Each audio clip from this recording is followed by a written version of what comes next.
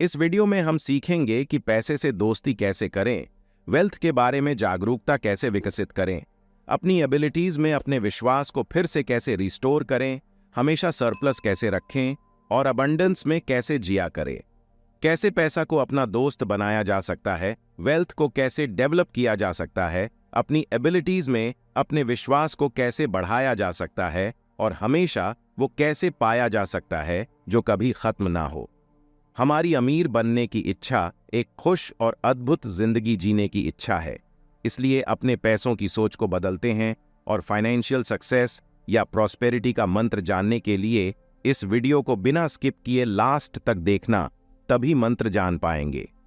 अमीर बनाना हमारा अधिकार है। हम सब इस धरती पर एक भरपूर जिंदगी जीने, खुश रहने और आजाद रहने के लिए आए हैं। एक खुशहाल जिंदगी जीने लायक पैसा हम सबके पास होना ही चाहिए। हम सबको लग्जरी या ब्यूटीफुल जिंदगी जीने का पूरा हक है। लोगों के पास पैसा न होने का सबसे बड़ा कारण है वो पैसे को खराब मानते हैं। उनका मानना है कि पैसा ही सारी बुराइयों की जड़ है। एक और कारण है लोगों के पैसा न कमाने का, क्योंकि उनको गरीबी अच्छी लगती है और उनकी ऐसी सोच का कारण उनका ऐसा पालन पोषण और अंधविश्वास हो सकता है। लेकिन गरीबी में कोई अच्छी बात नहीं है। बाकी बीमारियों की तरह ये भी एक दिमागी बीमारी ही है। अगर आप फिजिकली बीमार होते हैं तो आपको लगता है आपके साथ कुछ दिक्कत है या आप अपनी स्थिति सुधारने के लिए आप कुछ न कुछ करते हो। वही तरीके से अगर आपकी जिंदगी में पैसा भी लगातार नहीं आता तो आपके साथ कुछ दिक्कत है जो आपको बदलने की जरूरत है। हम सब सफल होने, जीतने या सभी परेशानियों से लड़ने के लिए पैदा हुए हैं। अगर आपकी जिंदगी में आर्थिक रूप से कमी है तो आपको उसके लिए कुछ करना चाहिए। सबसे पहले पैसे से जुड़े जितने भी अंधविश्वास या कहानियां हैं उससे खुद से दूर कर लें। पैसे को खराब या अपना दुश्मन न समझें, क्योंकि अगर आप ऐसा करोगे तो आप खुद ही पैसे को खुद से दूर कर रहे हो। कुछ लोग कहते हैं कि पैसे के लिए मर्डर हो जाते हैं, पैसे के लिए चोरियां होती हैं या पैसा हजारों क्राइम्स का कारण है, लेकिन फिर भी ये सब पैसे को खराब नहीं बताते। इसके कुछ उदाहरण हैं। अगर एक इंसान किसी को मारने के लिए 5 लाख देता है तो उसने अपने खराब उद्देश्य के लिए पैसा का इस्तेमाल किया है, ना कि इसमें पैसा खराब है। उसी तरह वो बिजली या पानी का इस्तेमाल कर सकता है किसी को मारने के लिए, लेकिन इसमें बिजली या पानी खराब नहीं है। इसी तरह अगर आपके हाथ में सुई चुभ जाती है तो उसमें सुई की गलती नहीं है। हमें यह पता होना चाहिए कि जिन चीजों का इस्तेमाल क्राइम्स में होता है उसमें चीजों का कोई दोष नहीं होता। हमें उन चीजों को कैसे इस्तेमाल करते हैं वो तय करते हैं कि ये हमारे लिए आशीर्वाद होगा या वो हमको नुकसान पहुंचाएंगे। सब कुछ छोड़कर सिर्फ पैसे से प्यार आपको जरूर असंतुलित जीवन दे सकता है। कुछ लोगों को सिर्फ पावर चाहिए और कुछ लोगों को सिर्फ पैसा। अगर आपका दिल सिर्फ पैसे पर आ गया है और बाकी कुछ आपके लिए मैटर नहीं करता तो आपको शायद पैसा तो मिल जाएगा लेकिन बैलेंस्ड लाइफ नहीं मिलेगी। अगर आप अपना सारा समय और एफर्ट सिर्फ एक्सटर्नल चीज या पैसा पाने में ही लगाएंगे तो आपके पास मन की शांति, प्यार, खुशी और परफेक्ट हेल्थ की कमी रह जाएगी। सिर्फ पैसे का प्यार लाइफ में फ्रस्ट्रेशन देता है, निराशा देता है, या यहाँ इस केस में इसको सारी मुसीबतों की जड़ कहा जा सकता है। अगर आपने पैसा कमाने को अपनी लाइफ का एकमात्र मकसद बनाया है तो आपने लाइफ की सबसे बड़ी गलती की है।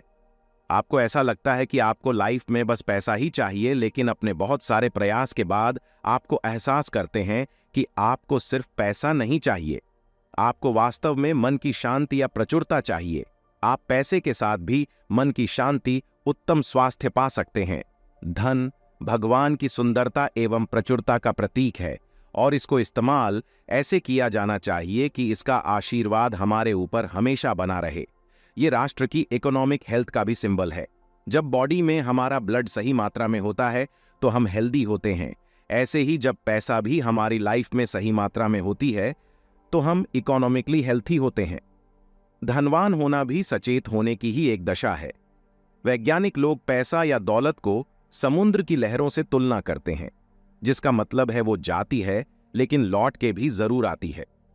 लहरें कभी नहीं रुकी, वही ऐसे ही धन भी नहीं, अगर हम भगवान पर भरोसा बनाए रखें।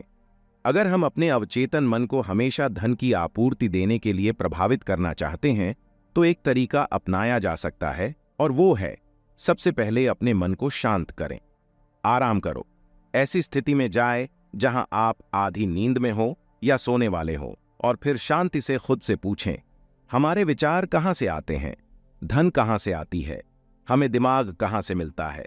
इन सवालों के जवाब में आपको एक ही स्रोत के बारे में पता चलेगा, या वो है आध्यात्मिक शक्ति। आप समझ जाओगे कि धन सिर्फ दिमाग की एक दशा यानी अवस्था है।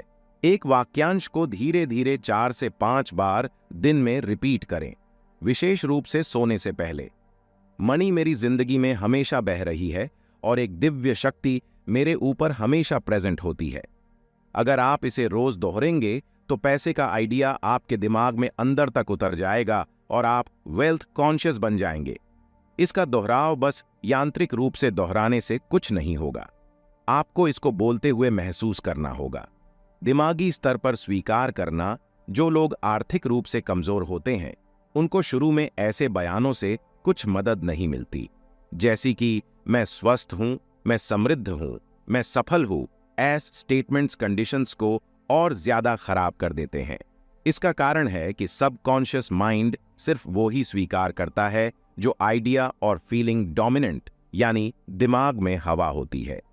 जब वो बोलते हैं कि मैं समृद्ध हूं तो उनके अंदर कमी यानी अनुभव की भावना ज्यादा मजबूत होती है, न कि समृद्ध होने की। इसलिए वो खुद से बात करते हैं कि मैं समृद्ध नहीं हूं, मैं तो गरीब हूं। कमी की भावना इतनी मजबूत होने से पुष्टि भी कमी को ही बढ़ावा देती है। इसको दूर करने के लिए बिगिनर्स को वो अफर्म करना चाहिए जो कॉन्शियस या सबकॉन्शियस माइंड एक्सेप्ट या सहमत करे। उसके बाद दिमाग में कोई विरोधाभास नहीं होगा। हमारा अवचेतन मन हमारी भावनाओं, हमारे विश्वासों और दृढ़ विश्वास को जैसा है वैसा स्वीकार कर लेगा। हम अपने अवचेतन मन को इस बात की पुष्टि करते हैं कि मैं व्यस्त रख सकता हूं, जैसे मैं हर रोज समृद्ध हो रहा हूं, मेरी दौलत या ज्ञान साथ में बढ़ रही है, मैं फाइनेंशियली आगे बढ़ रहा हूं। इस तरह की पुष्टि मन में संघर्ष पैदा नहीं करेगा। उदाहरण के लिए, अगर किसी सेल्समैन के पास सिर्फ 10 रुपए हैं तो वो आसानी से मान सकते हैं कि उसके पास अगले दिन ज्यादा आ सकते हैं। उसके दिमाग में ऐसा कुछ नहीं आता कि वो अगले दिन भी पैसा नहीं कमा सकता। वो ऐसे बयानों में उपयोग कर सकता है, मेरी बिक्री हर दिन बढ़ रही है। उसका ये बयान मानसिक रूप से स्वीकार्य होगा जो उसे वो परिणाम देगा जो वो चाहता है, लेकिन तब भी सच होगा जब वो सोचेगा, बोलेगा या उसे अनुभव करेगा कि भगवान के पास धन की कोई कमी नहीं है। इंसान 3 विचार पर काम करके बेहतरीन परिणाम पा सकते हैं: स्वास्थ्य, धन और सफलता। स्वास्थ्य भगवान की एक गुणवत्ता है। धन भगवान की है जो कभी खत्म नहीं होगी। सफलता भी भगवान की है क्योंकि भगवान हर चीज में सफल होते हैं। एक तरीका है जिससे अद्भुत परिणाम पाए जा सकते हैं, और वो है शीशे के आगे खड़े हो जाएं और 5 से 10 मिनट तक दोहराए: स्वास्थ्य, धन और सफलता। एफर्मेशंस जैसे मैं स्वस्थ हूं या मैं सफल हूं बोलने की जरूरत नहीं है, क्योंकि ये एफर्मेशन मन में भ्रम पैदा करना करती है। लेकिन सिर्फ स्वास्थ्य, धन या सफलता दोहराने से बहुत अच्छे परिणाम मिलते हैं। धन हमारे दिमाग में होती है, और वो इसका एक उदाहरण भी देते हैं। एक युवा लड़का था ऑस्ट्रेलिया का जो डॉक्टर बनाना चाहता था, लेकिन ना तो उसके पास पैसे या ना ही कोई डिग्री थी। अपने खर्चों के लिए वो एक डॉक्टर का कार्यालय साफ करता था, कांच साफ करता है या मरम्मत भी करता था। हर रात जब वो सोने जाता तो वो कल्पना करता था एक वॉल पर डिप्लोमा लगा था जिसमें बोल्ड लेटर्स में उसका नाम लिखा था। वो मेडिकल बिल्डिंग में दीवार पर लगे डिप्लोमा साफ करता था। इसके लिए उसके लिए ये कल्पना करना मुश्किल नहीं था। ऐसा उसे कुछ महीनों तक अनुसरण किया। कुछ समय बाद हमें परिणाम मिलने शुरू हो जाते हैं। एक डॉक्टर को वो लड़का पसंद आया और उस डॉक्टर ने उस लड़के को अपने पास ट्रेनिंग पर रखा लिया या उसे कुछ चीजों की ट्रेनिंग दी। डॉक्टर ने उसे अपने खर्चे पर हाई स्कूल और फिर कॉलेज भी भेजा। ये लड़का आगे चलकर कनाडा का एक बहुत बड़ा डॉक्टर बना। उसके दिमाग में बिल्कुल स्पष्ट छवि थी जो उसे चाहिए था। उसके पास सपना था क्योंकि उसकी दौलत उसके दिमाग में थी। वो ऐसा सोच सकता था कि मेरे पास तो डिग्री नहीं है, पैसा नहीं है, संसाधन नहीं है, और ऐसा सोचने से उसका सपना शुरू होने से पहले ही खत्म हो जाता है। उसकी दौलत उसके विचार में थी या खुद की आध्यात्मिक शक्ति को इस्तेमाल करने में थी, जिसने उसे और सफल बनाया। हम जो भी करते हैं वो हमारे आंतरिक विचार, भावनाएं या दृढ़ विश्वास का जवाब होता है। हमारे सारे बाहरी कार्रवाई हमारे मन के आंतरिक आंदोलनों को पालन करते हैं। अगर हमने समझा लिया कि हमारा दिमाग कैसे काम करता है तो हमारे साथ अच्छा ही होगा। सोचना और महसूस करना हमारी नियति होती है। चेतना के ठीक से हम सब कुछ पा सकते हैं। स्वास्थ्य की चेतना हमें स्वास्थ्य देती है और धन की चेतना हमें धन देती है। अगर आप अपने दोस्तों को बताते हैं कि आप एक नया बिजनेस स्टार्ट करने वाले तो हो सकता है वो आपको बहुत सारे कारण देगा कि आप कैसे विफल हो सकते हैं। वो आपके दिमाग में विफल होने का डर भी पैदा कर सकता है। लेकिन जब आप जागरूक हो जाते हैं आध्यात्मिक शक्ति के बारे में, मेरे जो आपके विचारों का जवाब करता है, तो आप दुनिया के सारे रिजेक्शंस को अवॉइड कर देते हैं और आपको पता होता है कि सफल होने के लिए सारी शक्ति या ज्ञान आपके पास है। कुछ लोग हमेशा दूसरे लोगों के बारे में बात करते हैं कि कैसे दूसरे लोगों ने चोरी, बेईमानी या ठगी से पैसा कामया है। जो लोग ऐसे बात करते हैं वो ज्यादा आर्थिक समस्याएं या शारीरिक बीमारी से घिरे होते हैं। शायद उनके साथ के लोग जिंदगी में ज्यादा सक्सेसफुल हो गए या ये लोग पीछे रह गए, इसलिए ये लोग अब उन सब लोगों से जलते हैं। कई जगह यही उनके पतन का कारण होता है। दूसरे लोगों के बारे में नकारात्मक सोचने या उनके पैसे को देखने से वो अपना खुद की दौलत भी खत्म कर लेते हैं। एक हाथ पर वो ज्यादा पैसे के लिए प्रार्थना करते हैं और दूसरे हाथ पर वो दूसरे पैसे के लिए निंदा करते हैं। हमको हमेशा दूसरे को आशीर्वाद देना चाहिए, उनकी सफलता में खुश होना चाहिए। जब आप ऐसा करते हो तो आप खुद को ही आशीर्वाद दे रहे होते हो। अब आप किसी एक ऐसे इंसान के बारे में सोच रहे होंगे जिसने दूसरे को धोखा देकर या बेईमानी से दूसरों का आर्थिक रूप से फायदा उठाया हो। इसका जवाब सिंपल है। जब हम किसी के साथ धोखा करते हैं, चीटिंग करते हैं या फ्रॉड करते हैं तो असल में हम अपने साथ ही वही कर रहे होते हैं। असल में हम अपने आप को चोट पहुंचा रहे हैं। हमें नुकसान बहुत तरीके से हो सकता है, जैसे कि हेल्थ में लॉस, मन की शांति चली जाना, बीमारी या बिजनेस में नुकसान। जरूरी नहीं है कि नुकसान हमेशा पैसे का ही हो। आप दूसरे को नुकसान पहुंचाए बिना भी अमीर या समृद्ध बन सकते हैं। कुछ लोग हमेशा अपने आप से चोरी कर रहे होते हैं, स्वास्थ्य, खुशी, आनंद या प्रेरणा की चोरी। कुछ लोगों को लगता है उन्हें कभी चोरी नहीं की, लेकिन ये सच नहीं है। जब भी हम किसी से जलते हैं, उसका बुरा सोचते हैं या उनकी दौलत या सफलता को मन ही मन कोसते हैं, तो असल में ये खुद से ही चोरी करने जैसा है। अगर आपकी संस्था में कोई प्रमोट होता है तो उसकी खुशी में खुश होना चाहिए, उसे मन से बधाई दें। अगर किसी के उम्र बढ़ने से आप गुस्सा या नाराज हो तो अपना खुद का नुकसान कर रहे हो। अपने घर, बिजनेस या बाकी चीजों के लिए ये प्रार्थना डेली यूज करें। लॉर्ड वो शक्ति है जो सब जगह प्रेजेंट है और वही डिसाइड करता है कि सूरज कब उगेगा और कब ढलेगा।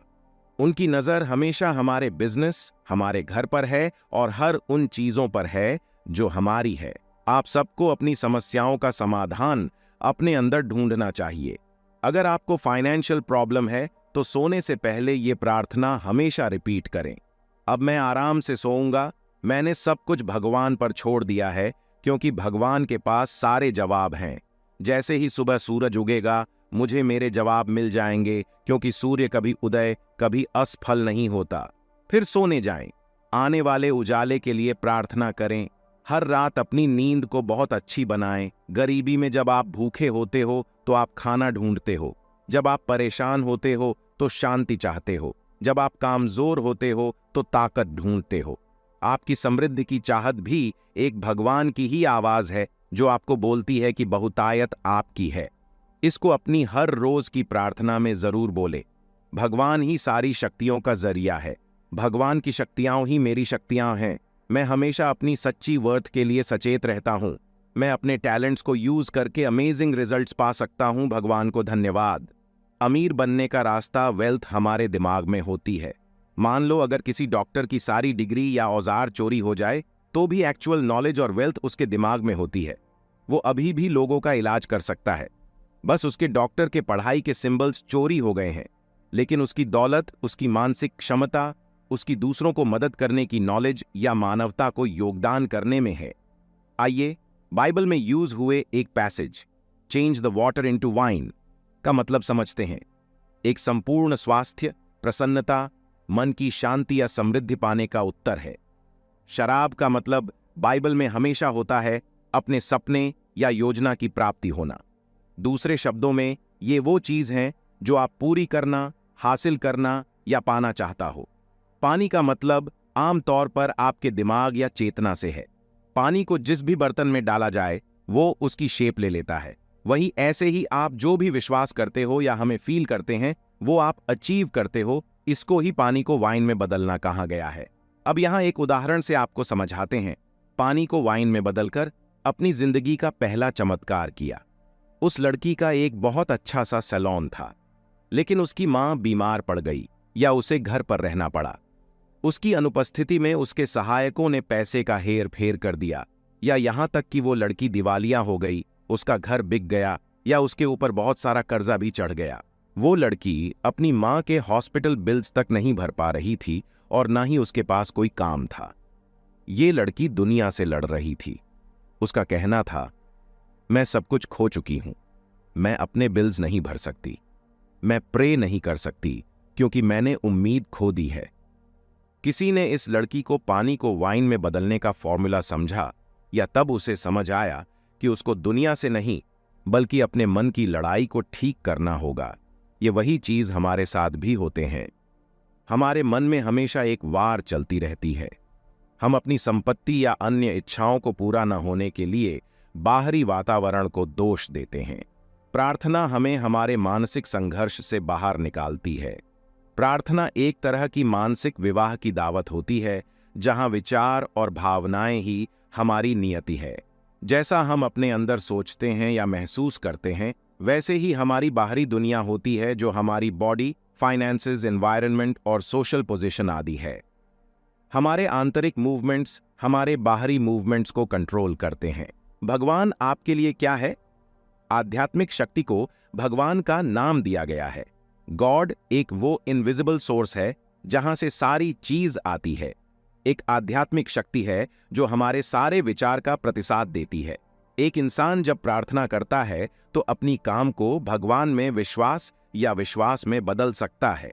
जैसे ही उसका विश्वास आध्यात्मिक शक्ति में होता है, उसकी जीत की फीलिंग स्ट्रांग होती जाती है। ये आपकी प्रार्थनाओं का उत्तर भी देता है। दिन भर में हजारों तरह के विचार, ओपिनियंस, दृश्य और ध्वनियां हमारे कानों या आंखों में पड़ते हैं। ये हमारी पसंद है कि हम ऐसे विचार को अस्वीकार कर दें या उनको मनोरंजन करते रहें। जो सैलून के मालिक थे, तब वो मेंटली अमीर हो गई। उसे सोचने और महसूस करने का नया तरीका अपना लिया। रात में बहुत शांत या रिलैक्स हो जाती, या अपनी इमेजिनेशन को यूज करना स्टार्ट किया। उसने 3 स्टेप्स फॉलो करने शुरू किए। उस लड़की ने इमेजिन करना शुरू किया कि बैंक मैनेजर उसको बैंक में बहुत पैसा डिपॉजिट करने के लिए बधाई दे रहा है। ऐसा वो 5 मिनट के लिए इमेजिन करती है। अपनी कल्पना में वो अपनी माँ को बोलते हुए सुनती कि बहुत खुश हैं अपनी बेटी की तरक्की से। ऐसा वो खुश होकर पूरी फीलिंग के साथ 3 से 5 मिनट तक देखती है। वो खुद की शादी होते हुए इमेजिन करती। 3 हफ्तों तक कुछ नहीं हुआ। वास्तव में उसकी स्थिति या खराब हो गई।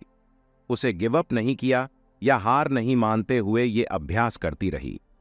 1 महीने के अंदर उसकी शादी हो गई, या उसकी शादी में 25 लाख का चेक गिफ्ट में मिला, और अंत में उसने पानी को वाइन में बदलने का चमत्कार करने का अनुभव किया। जब भी आपके दिमाग में नकारात्मक विचार आएंगे, जो कि आएंगे ही, कभी अपने नकारात्मक विचारों से लड़ाई या झगड़ा न करें, बल्कि आध्यात्मिक या मानसिक फॉर्मूला अपनाएं और इसको रिपीट करें। भगवान मुझे सब कुछ दे रहा है। हर चीज का सॉल्यूशन गॉड के पास है। भगवान की दौलत ही मेरी दौलत है। हमारी प्रार्थना जहाज के कप्तान की तरह है। हमारे पास बस कहीं पहुंचने की मंजिल होनी चाहिए। जहाज के कप्तान को रास्ता मिलता है, उसी तरह हमारी प्रार्थनाओं को गंतव्य तक पहुंचाने का रास्ता पता है। या हम ब्रिज पर खड़े कप्तान की तरह हैं। हम विचार, राय, आदेश या विश्वास से मुझे आदेश दे रहे हैं। इमेजिन करो कि आपको बहुत बड़ा खजाना मिला है। इसको सोचिए, फील करें और नोटिस करें कि इस आइडिया पर आपकी बॉडी कैसी रिएक्ट करती है। इस रिएक्शन की इमेज को अपने दिमाग में बैठा लें। खुद की इस इमेज को पूरी खुशी या विश्वास के साथ बार बार सोचिए और प्रार्थना के लिए आप ये मुमकिन कर सकते हैं।